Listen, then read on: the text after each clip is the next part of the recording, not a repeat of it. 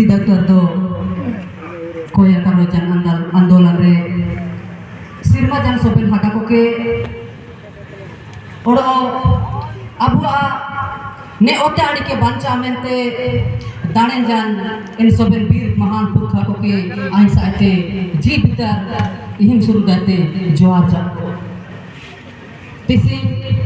ne abu manchre dubakan सामाजिक अगुआ को समाज के सोतोतन को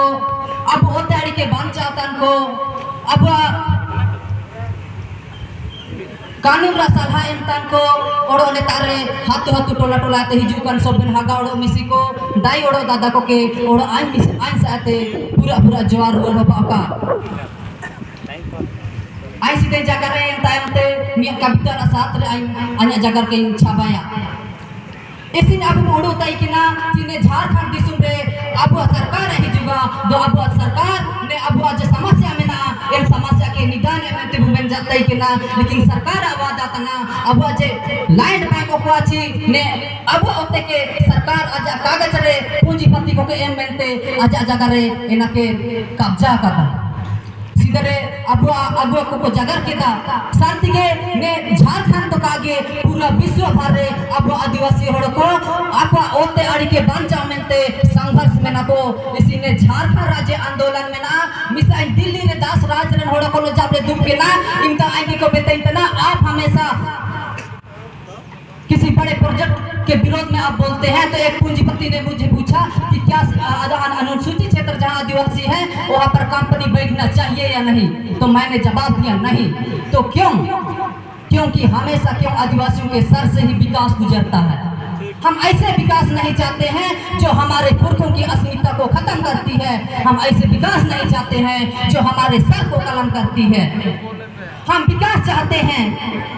लेकिन हमारी अस्मिता अपनी जल जंगल जमीन और अपने परिवार को उजड़कर वो विकास हमें स्वीकार नहीं होगा। आज आप लोगों के बीच में भी आज आपके समाज के अधिकार को बात करने के लिए कई युवा साथी तैयार हो रहे हैं, लेकिन विडंबना है कि ऐसे युवाओं को मंच नहीं मिलता है।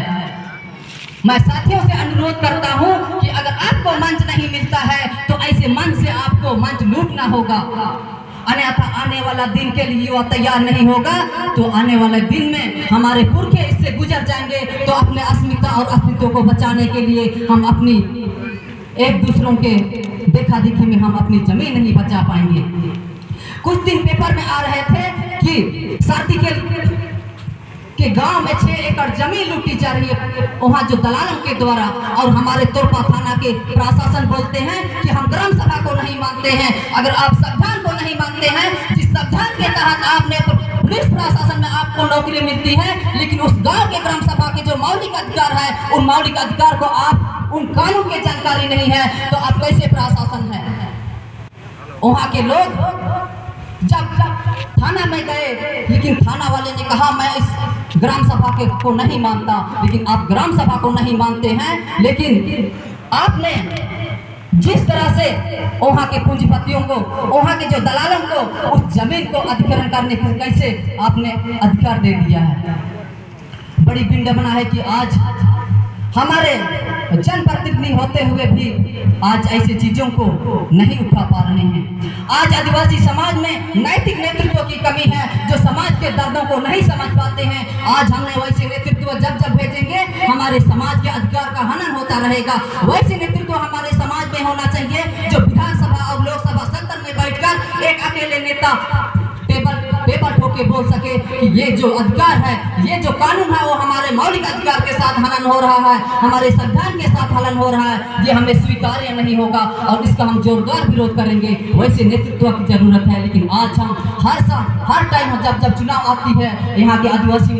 मूलवासी समाज हमेशा ठगा सा महसूस करते हैं और फिर उसी लड़ाई को पुनः शुरू करते हैं और फिर दमन की शोषण झेलते हैं। तो मैं इन्हीं शब्दों के साथ मैं अपने शब्दों को खत्म करूंगा। नमन करते हैं वीर पुरखों को, नमन करते हैं वीर पुरखों को, कैसे मैं भूल